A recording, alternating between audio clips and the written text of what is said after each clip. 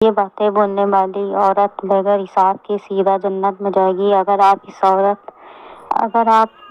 ایک عورت خزانہ نیک بیوی ہے، جب شوہر اس کو دیکھے تو وہ شوہر کو خوش کر دے، جب شوہر اس کو کوئی حکم دے تو اس کی بات مانے، اور جب وہ گھر سے باہر ہو تو اس کی حفاظت کرے۔ عورت اللہ پاک کا خوبصورت ترین تحفہ ہے۔ حدیث مبارکہ میں آیا ہے کہ نبی کریم صلی اللہ علیہ وسلم نے فرمایا، بہترین بیوی وہ ہے جب تم اسے خوش دیکھو تو تمہارا جی خوش ہو جائے، جب تم اسے کسی بات کا حکم دو تو وہ تمہاری اطاعت کرے، اور جب تم گھر میں نہ ہو تو وہ تمہارے پیچھے تمہارے مال کی اور اپنے نفس کی حفاظت کرے۔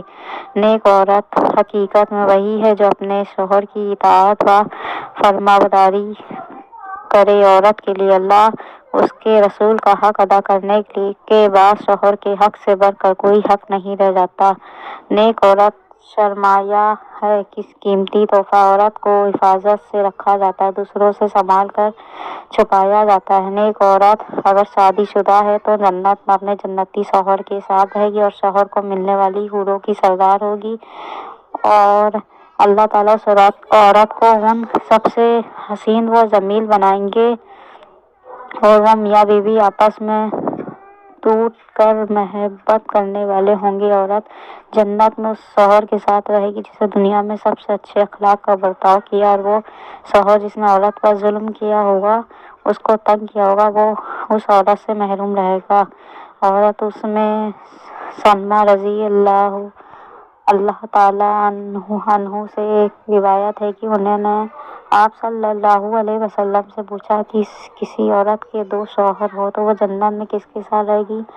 آپ صلی اللہ علیہ وسلم نے فرمایا، اسے اختیار دیا جائے گا، بس اس شوہر کو چنے گی جس نے دنیا میں اس کے ساتھ اچھے اخلاق کا برتاؤ کیا ہو، اور وہی اس کا جنت میں شوہر ہوگا۔ اے اسمائے سلمہ، اچھے اخلاق والے دنیا اور آخرت کی بھلائی لے گئے۔ عورت کا اصل دائرہ عمل اس کا گھر، اس کی اس دائرے میں رہ کر اطمینان کے ساتھ اپنے فرائض انجام دینے چاہیے، اور گھر سے باہر صرف بضرورت ہی نکلنا چاہیے۔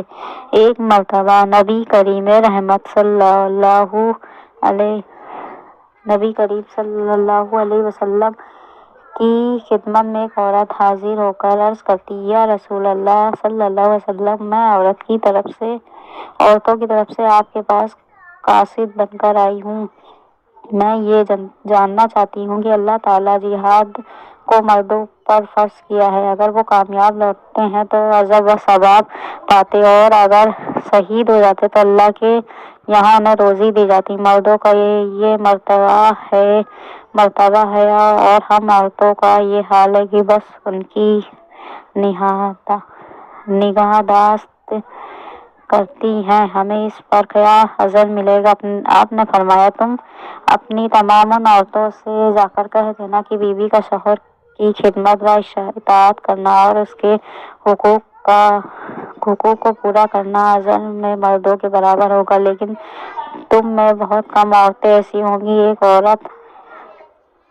ایک ایسی حدیث میں آیا کہ عورتوں نے حضور اکرم سے عرض کیا کہ ساری فضیلت تو مرد لوٹ لے گئے، وہ جہاد کرتے اور اللہ کی راہ میں بڑے بڑے کام کرتے، ہم کیا عمل کریں ہمیں بھی مجاہدین کے برابر اجر مل سکے؟